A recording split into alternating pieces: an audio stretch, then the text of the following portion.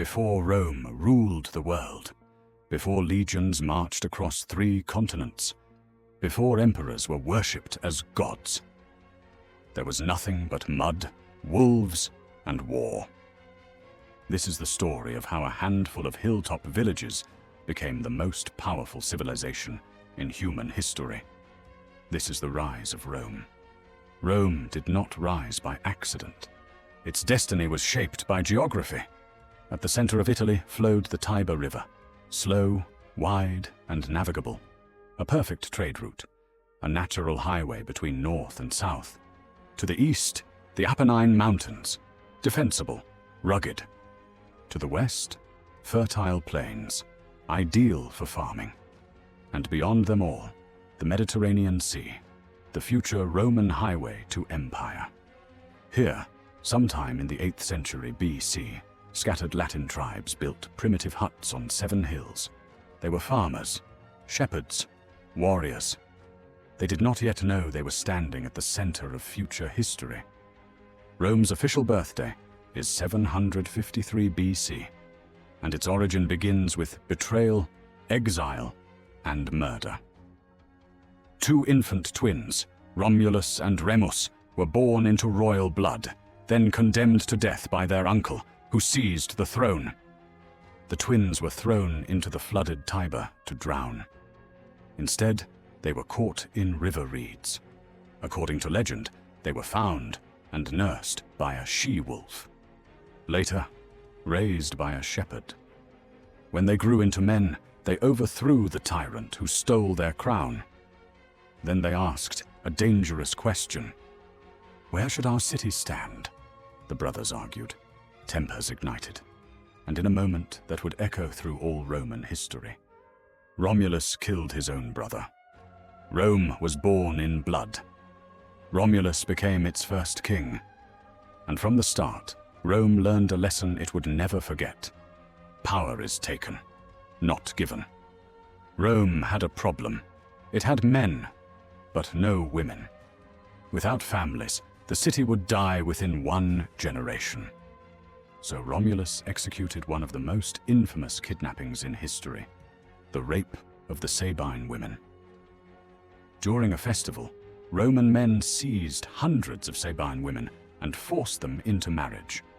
War followed. But in the end, something unexpected happened. The women stopped the fighting. They had become Roman wives, and their children would become Romans. Rome did not grow by kindness. It grew by absorption. Enemies became citizens. Foreigners became Romans. This strategy would build the largest empire the world had ever seen. Rome would be ruled by 7 kings over 244 years.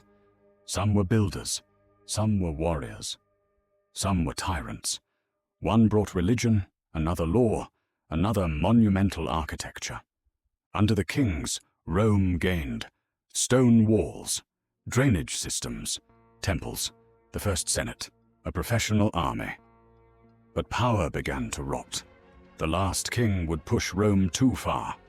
His name was Lucius Tarquinius Superbus. Tarquinius the Proud, a tyrant who ruled through fear, executions, and violence. Then his son committed a crime so unforgivable that it shattered the monarchy forever. He raped a Roman noblewoman named Lucretia. Rather than live in shame, she took her own life. Her blood became the tipping point of history. Rome exploded. The royal family was driven into exile. The monarchy, over 2 centuries old, was abolished overnight. And in its place, Rome created something the ancient world had never seen before: a republic. No kings, no crowns. Power split between elected magistrates, a citizen assembly, and the Senate. Rome would now be ruled not by bloodlines, but by ambition. From a murder between brothers, to a city built by kidnappings, to a kingdom overthrown in revolution. Rome's origin was not noble. It was violent. And that violence would soon be unleashed on the entire Mediterranean world. In Part 2, Rome becomes a republic. and begins its first brutal march toward empire.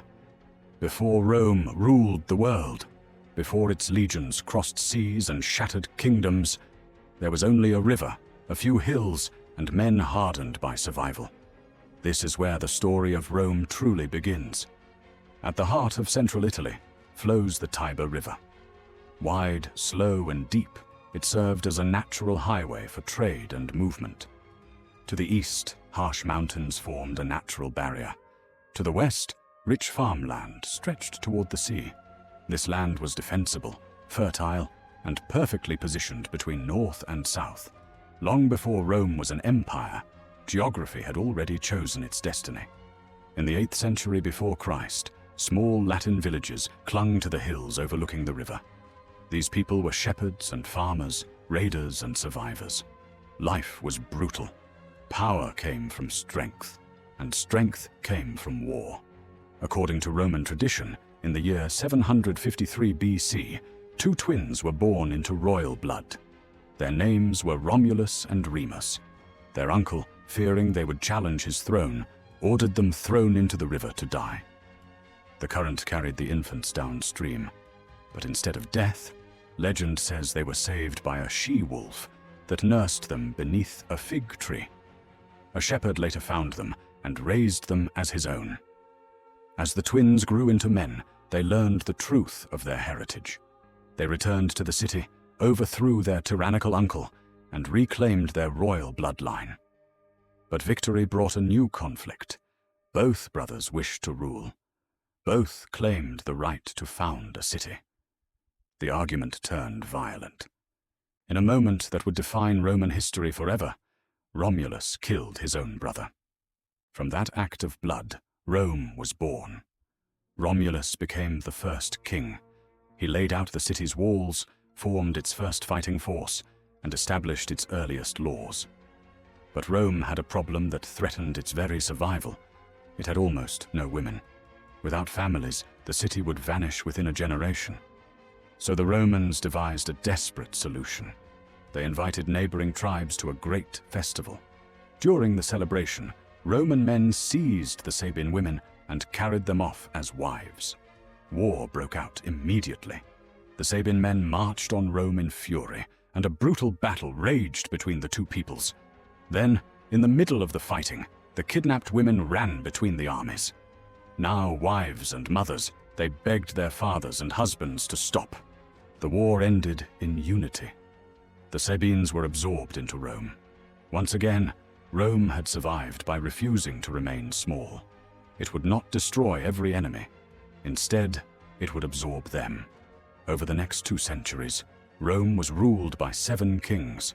Some were warriors who expanded Roman territory. Some were builders who shaped the city itself. Under their rule, Rome constructed its first stone temples, defensive walls, and massive drainage systems that turned swampland into livable ground. The Senate was created as an advisory council. The Roman army became a permanent fighting force. Rome was no longer a tribal settlement. It was becoming a state. But power began to rot. The final king of Rome was Lucius Tarquinius Superbus, remembered as Tarquinius the Proud. He ruled through fear. He executed opponents without trial. He ignored the Senate. He treated Rome not as a city of citizens, but as his personal possession. Then, his son committed a crime that shattered the monarchy forever. A Roman noblewoman named Lucretia was assaulted by the king's son. In disgrace and horror, she gathered her family, told them what had been done to her, and took her own life in front of them. Her death became a symbol of everything Rome had come to hate in its kings. The city erupted. The royal family was driven out by force. The monarchy, over 200 years old, was abolished in a single uprising. Rome would never again bow to a king. In its place, the Romans created something revolutionary: a republic. Power would be divided. Leaders would be elected. No single man would ever rule Rome again. At least, that was the promise. The foundations of Roman law, politics, and ambition were now set. From a riverbank settlement to a city forged in violence, From kings to the birth of a republic, Rome had only just begun its rise. And what came next would change the world forever. With the kings cast out and the republic born, Rome stood at the edge of a dangerous experiment. Power no longer belonged to one man. It now belonged to the people, at least in theory. In reality, Rome was immediately torn in two. At the top stood the patricians, the old noble families who claimed descent from Rome's founders. They controlled the land, the priesthoods, the courts, and the Senate. Beneath them stood the plebeians, the farmers, craftsmen, soldiers, and laborers who made up the vast majority of the population. They paid the taxes, they fought the wars, but they had almost no political power. The Republic was young, and already it was unstable. To replace the kings, Rome created an entirely new system of government. At its head were two elected magistrates, called consuls. Each served for just 1 year. Each could veto the other. The Romans believed this balance would prevent tyranny. Beneath them stood the Senate, an assembly of elite men who advised policy, controlled finances, and directed foreign affairs. In theory, ultimate power rested with the citizens through voting assemblies. In practice, the Republic was controlled by aristocrats. The plebeians quickly realized that the overthrow of the kings had not brought freedom. It had merely replaced a tyrant with an elite class. Debt crushed small farmers. Harsh laws favored the wealthy. And worst of all, the laws themselves were unwritten. Only patrician judges knew them. Justice could be bent at will. So the common people rebelled. In 494 BC, the plebeians did something unthinkable. They abandoned the city. They marched out of Rome and refused to work or fight. With no labor and no army, the Republic faced collapse. The ruling class had no choice but to negotiate. For the first time in history, Rome created a new political office to protect the common people. These men were called tribunes of the plebs. They had the sacred power to veto laws and block the actions of magistrates. To touch a tribune with violence was punishable by death. It was the first great victory of the people. Soon after, Rome carved its laws into stone. The 12 tables were displayed publicly so that every citizen, rich or poor, could know their rights and their punishment. For the first time, Roman law became something permanent, visible, and binding. The Republic had survived its first internal war. But Rome's greatest battles were still ahead, beyond its walls. By the early 5th century BC, Rome was only one city among many in central Italy. Surrounding it were hostile tribes, rival Latin cities, mountain warriors, and powerful neighbors. To the north stood the wealthy and advanced Etruscans. To the east were the warlike Sabines and Volscians. Rome was encircled, and Rome was hungry. War after war followed, season after season. Roman farmers became Roman soldiers. Every spring, the legions marched out. Every autumn, they returned, victorious or defeated. Land was taken one field at a time. Each conquest brought new enemies. Each enemy brought new wars. Then disaster struck. In 390 BC, a Gallic army stormed south from the Alps. The Romans met them at the river Allia and were annihilated. The road to Rome lay open. The Gauls poured into the city, burned it to the ground, and slaughtered those who could not escape. Only the Capitoline Hill held out. Rome, the rising power of central Italy, had fallen in a single blow. But Rome didn't stay broken. The city was rebuilt. The walls rose higher. The army was reorganized. The legions became more flexible, more aggressive, more disciplined. Rome learned from humiliation the same way it learned from victory, by becoming more dangerous.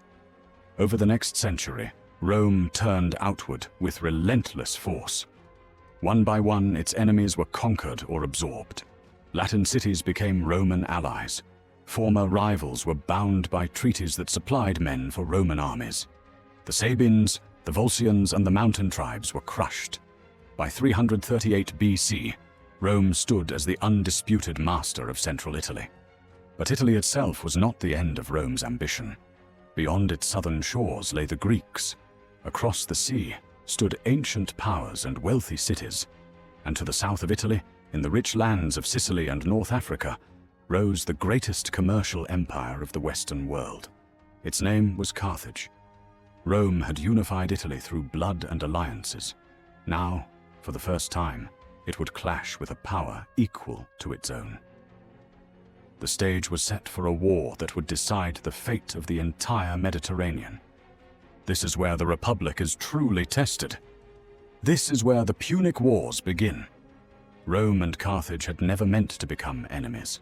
One was a land empire built on soldiers and farms. The other was a sea empire built on ships, silver, and trade. For centuries, they had ignored each other across the Mediterranean. But expansion made neighbors, and neighbors become rivals. Carthage ruled the western seas. Its wealth flowed from North Africa, Spain, and the islands of Sicily and Sardinia. Its fleets were unmatched. Its harbors overflowed with gold and grain. And at the heart of this maritime empire stood the great city of Carthage. Rome, by contrast, had no real navy. Its strength lay in its legions. Citizen farmers drilled for war, hardened by decades of conquest. When both powers turned their eyes to the same prize, the island of Sicily, conflict became inevitable. In 264 BC, war erupted. The First Punic War would last 23 years. It was a grinding struggle of attrition. Rome, having no fleet, built one from scratch by copying a captured Carthaginian ship plank by plank. Then it did something revolutionary. It turned naval warfare into land combat at sea. Roman ships rammed enemy vessels, dropped boarding bridges, and legionaries stormed across to fight hand to hand. Against all expectations, Rome defeated Carthage at sea. When the war finally ended, Carthage surrendered Sicily and paid a crushing indemnity. Rome had taken its first step beyond Italy. It had become a Mediterranean power. But Carthage did not forget. Years later, in the Badlands of Spain, a Carthaginian general prepared for revenge. His name would become legend: Hannibal. In 218 BC, Hannibal launched one of the most audacious campaigns in military history. Instead of challenging Rome at sea, he did the unthinkable. He marched his army overland toward Italy, through hostile tribes, frozen mountain passes, and the towering barrier of the Alps. Tens of thousands of soldiers followed him. So did war elephants.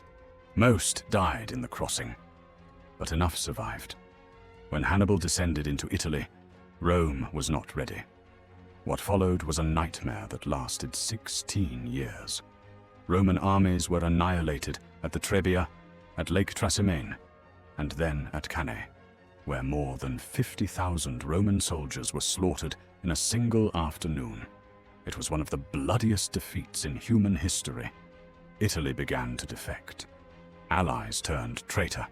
Cities defected to Hannibal's banner. The Republic stood on the edge of collapse. Many believed Rome was finished. But Rome didn't surrender.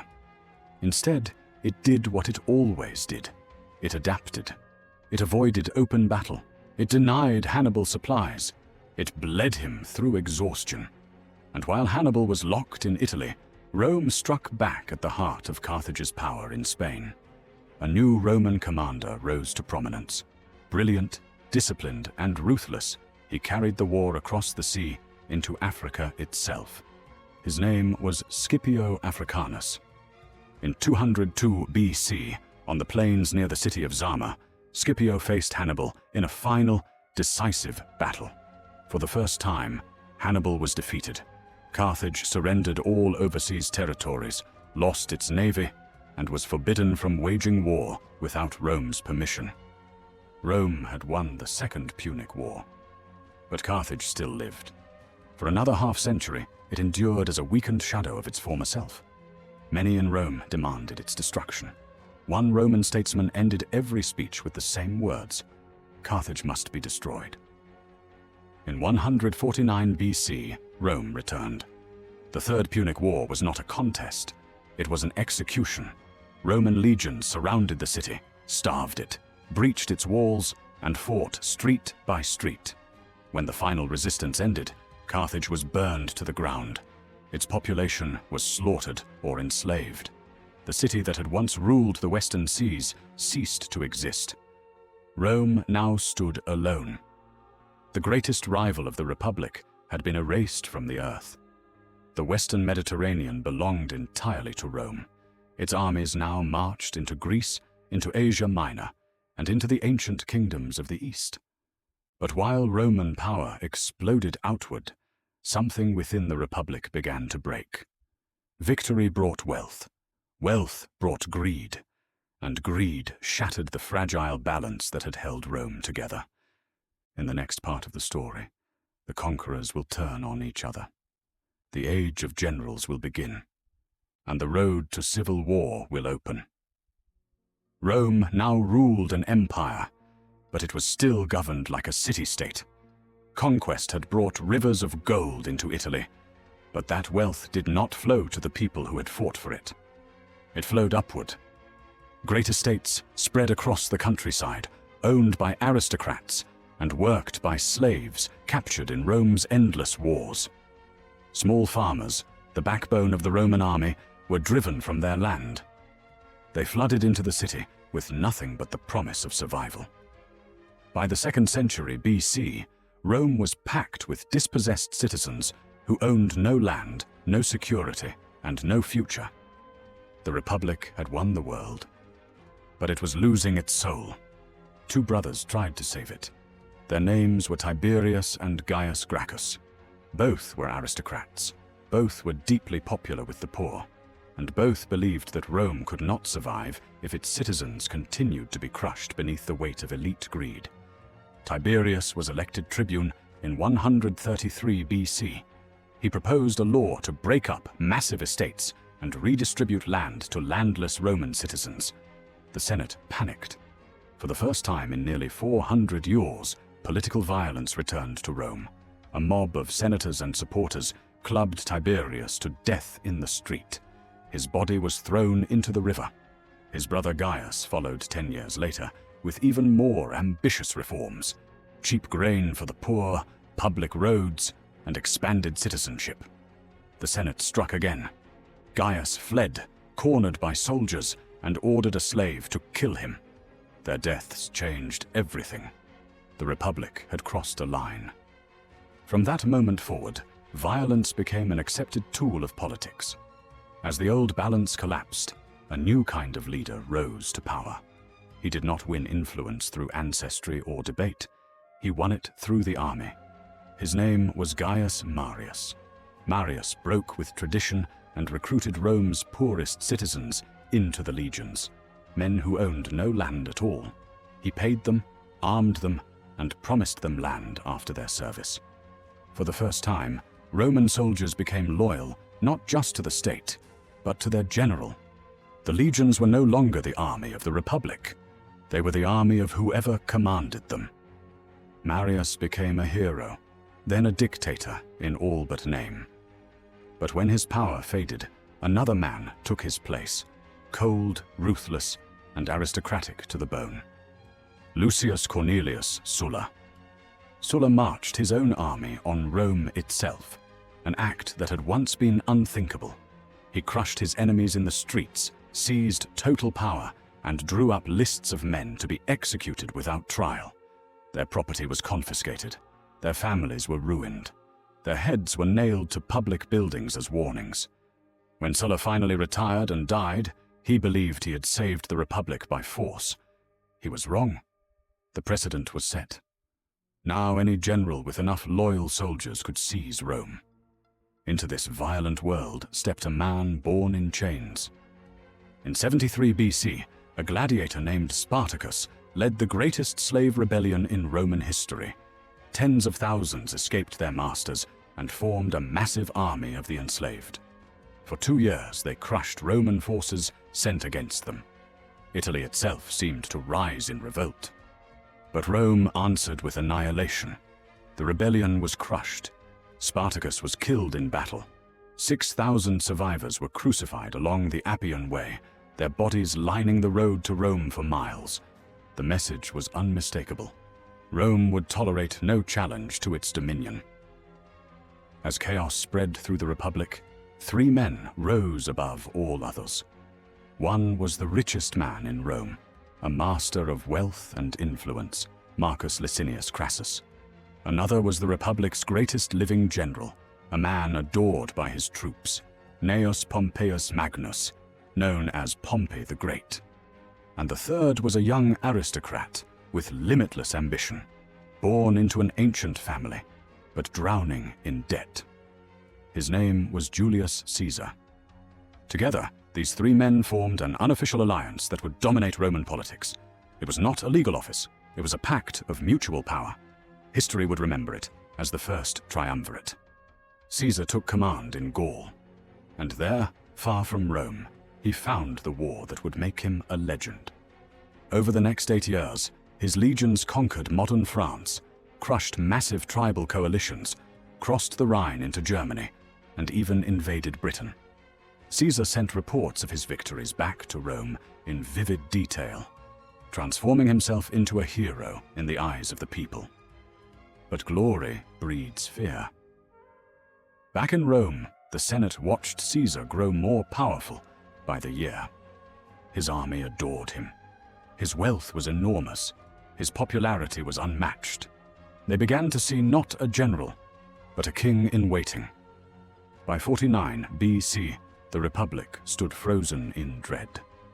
And then Julius Caesar made a decision that would shatter Rome forever. He marched his army south, toward the city, toward destiny, and toward civil war. In 49 BC, Julius Caesar stood at the edge of a narrow river that marked the boundary of his legal authority. By law, no general was allowed to bring an army into Italy. To do so was treason. To turn back meant exile, trial, and likely execution. Caesar chose treason. He crossed the river with a single legion and spoke words that would echo through history.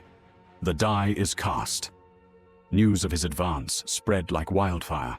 Senators fled the city in terror.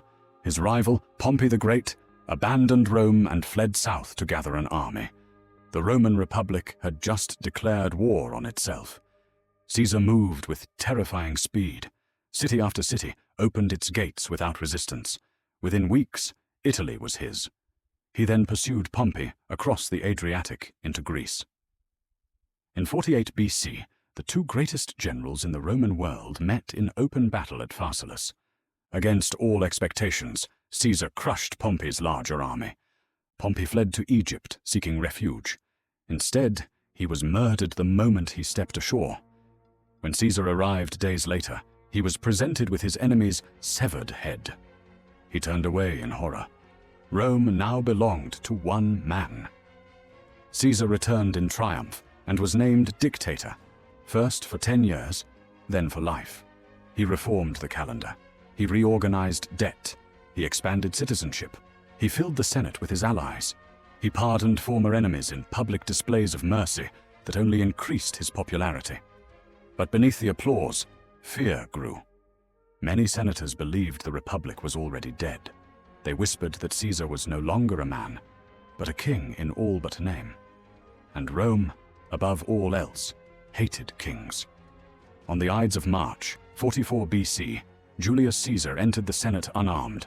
The conspirators surrounded him. Blades flashed from beneath their togas. He fought back, wounded again and again. Then he saw one of his closest allies among the attackers, Brutus. Caesar stopped resisting. 23 stab wounds later, he collapsed at the foot of Pompey's statue. The man who had conquered the Roman world lay dead on the Senate floor. The assassins believed they had saved the Republic. They had actually destroyed its last hope of survival. Rome erupted into chaos. Caesar's death unleashed something far more dangerous than a dictator: his memory. The common people wept openly. His veterans demanded vengeance, and at Caesar's funeral, a young general named Mark Antony turned public mourning into uncontrollable fury. From Caesar's will emerged an unexpected heir, an 18-year-old boy named Octavian. Caesar had adopted him as his son in secret. Now he inherited his name, his wealth, and his legacy. Rome underestimated him. They would regret it. Octavian formed an alliance with Mark Antony and Marcus Lepidus. Together, they hunted down Caesar's killers. Brutus and Cassius were defeated. The conspirators were wiped from the earth. Caesar was avenged. But peace did not follow. The victors turned on each other. Mark Antony ruled the East and fell under the spell of the Egyptian queen Cleopatra. Together, they ruled as lovers and monarchs.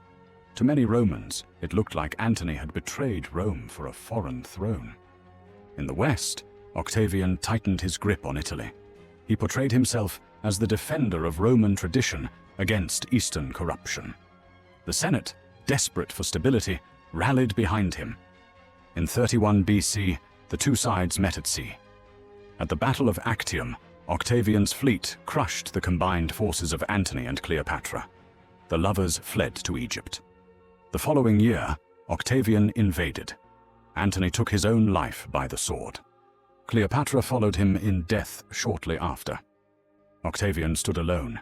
He was now the most powerful man in the Roman world, and unlike Caesar, he would not make the same mistakes. In 27 BC, Octavian stood before the Senate and claimed to relinquish his extraordinary powers.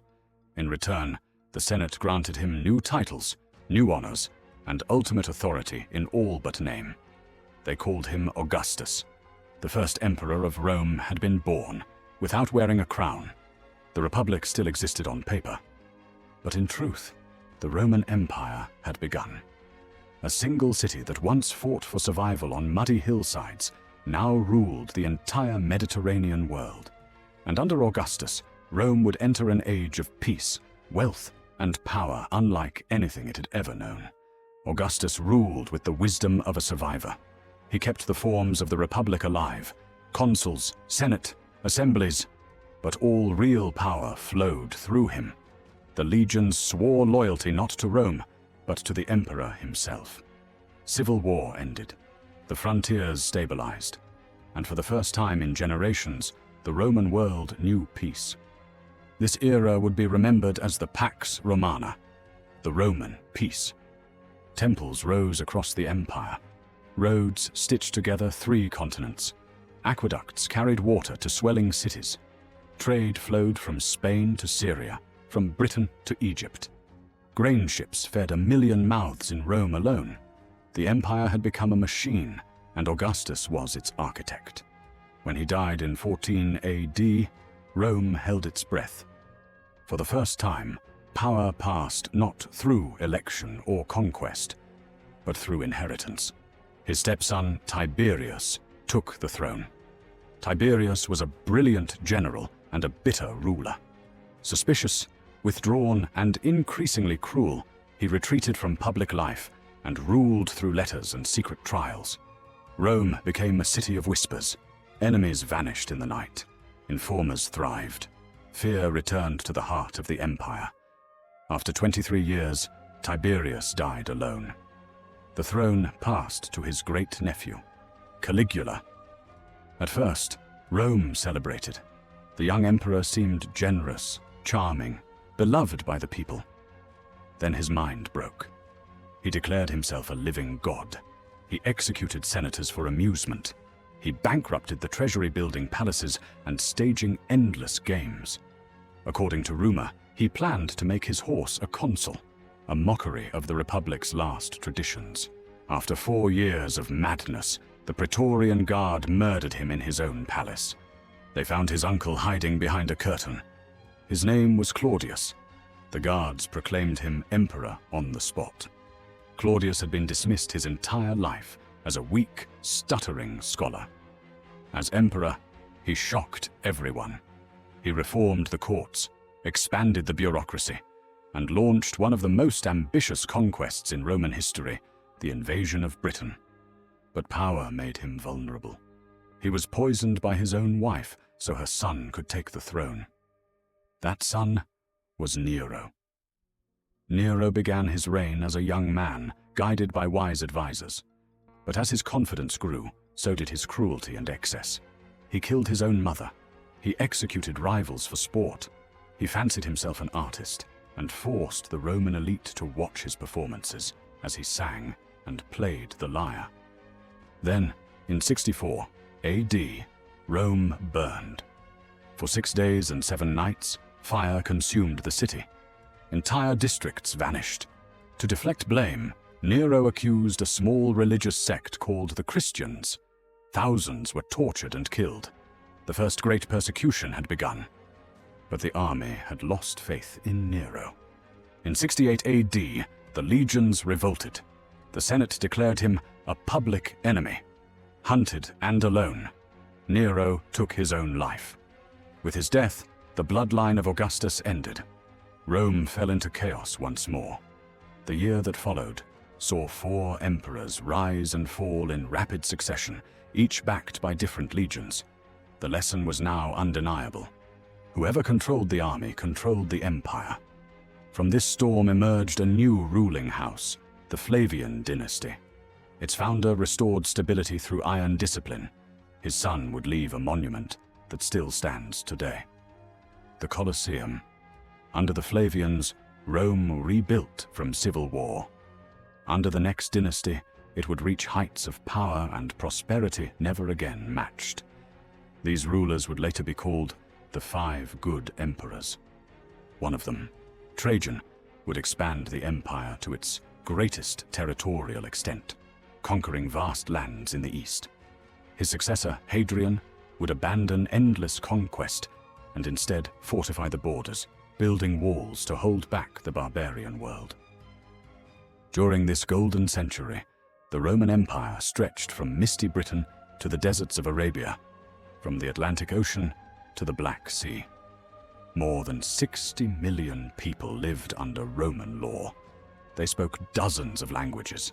They worshipped hundreds of gods.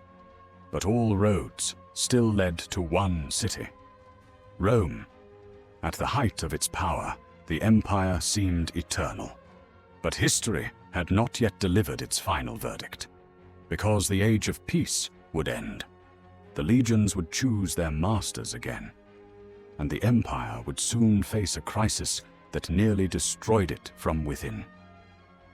The death of the last great rulers marked the end of Rome's golden age.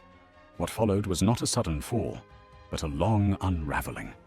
The empire remained vast, wealthy, and powerful. Yet beneath the marble temples and marching legions, the foundations were starting to crack. After the 5 good emperors, the throne passed to the son of a philosopher king. His name was Commodus. Unlike his father, Commodus had no interest in duty. He abandoned government to corrupt advisors, drained the treasury, and obsessed over his own image. He fought as a gladiator in the arena, demanding worship as a living god. Rome watched in disbelief as its emperor turned the empire into a stage for his ego. In the year 192 AD, he was strangled in his bath by his own wrestling partner. His death shattered the illusion of stability. What followed was nearly a century of disaster. This period would later be called the crisis of the 3rd century. Generals rose and fell at the whim of their armies. Some reigned for years, others for days. More than 20 emperors were declared in 50 years. Most were murdered. Civil war became constant. The frontiers collapsed. Germanic tribes poured across the Rhine and Danube. In the east, the Persian Empire launched devastating invasions. Rome lost territory. Trade collapsed. Cities emptied. The currency became nearly worthless. Plague swept through the population. By the mid-200s, the Roman Empire was on the brink of extinction. Then one man seized power. His name was Diocletian. He did not try to save the old system. He destroyed it and built a new one. Diocletian split the empire in 2, east and west. He ruled the east. Another emperor ruled the west. Beneath them were junior emperors called Caesars. Power was divided to prevent collapse. The army was expanded. The borders were fortified. The government became rigid, centralized, and absolute. Rome was no longer a republic in disguise. It was now an outright military dictatorship. Diocletian also made one of the final great attempts to destroy Christianity. Thousands were imprisoned, tortured, and executed. But the faith didn't break. it only spread. In the year 305, Diocletian stunned the world. He abdicated. No Roman emperor had ever willingly given up power. But peace didn't follow. Civil war returned one final time. Out of that chaos rose one of the most important figures in world history, Constantine the Great. Constantine defeated every rival who stood against him.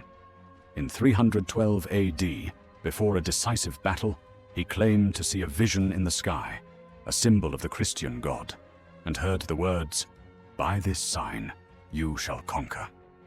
He painted the symbol on his soldiers' shields and marched into battle. He won.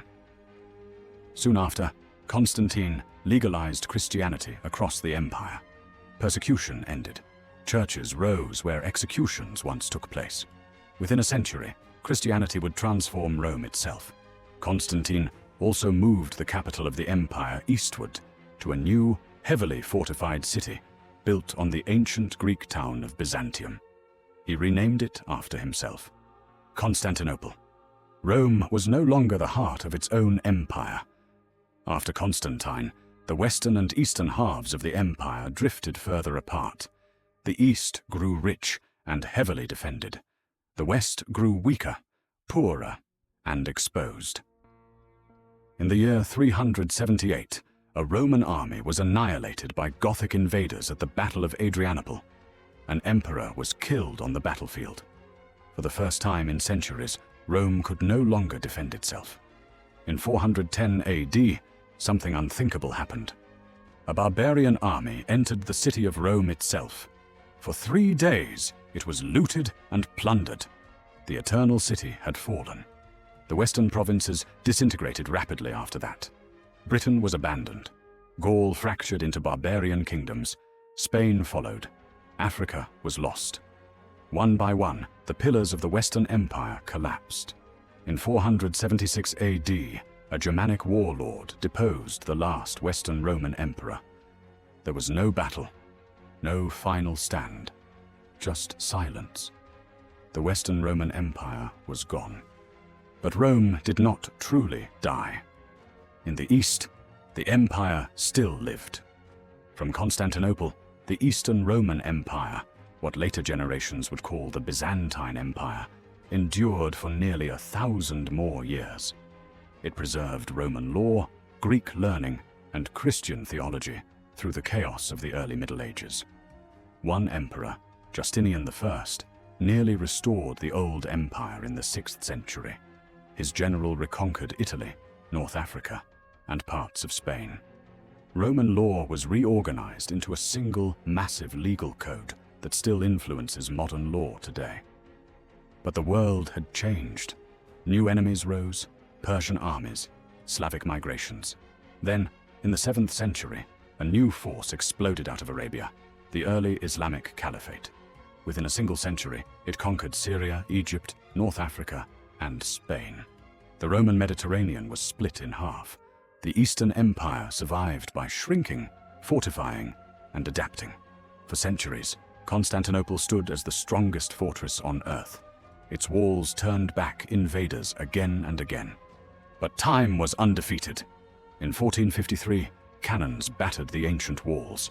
After a final desperate defense, the city fell to the armies of the Ottoman Turks. The last Roman emperor died fighting in the streets of Constantinople nearly 2,200 years after the founding of Rome.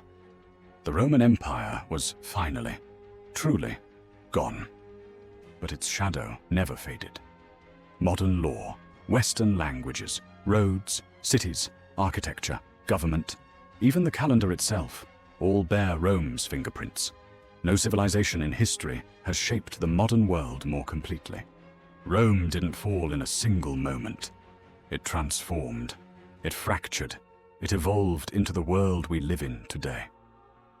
From a shepherd's village on 7 hills to an empire that ruled the known world. Rome's story is not just ancient history. It is the foundation of civilization itself.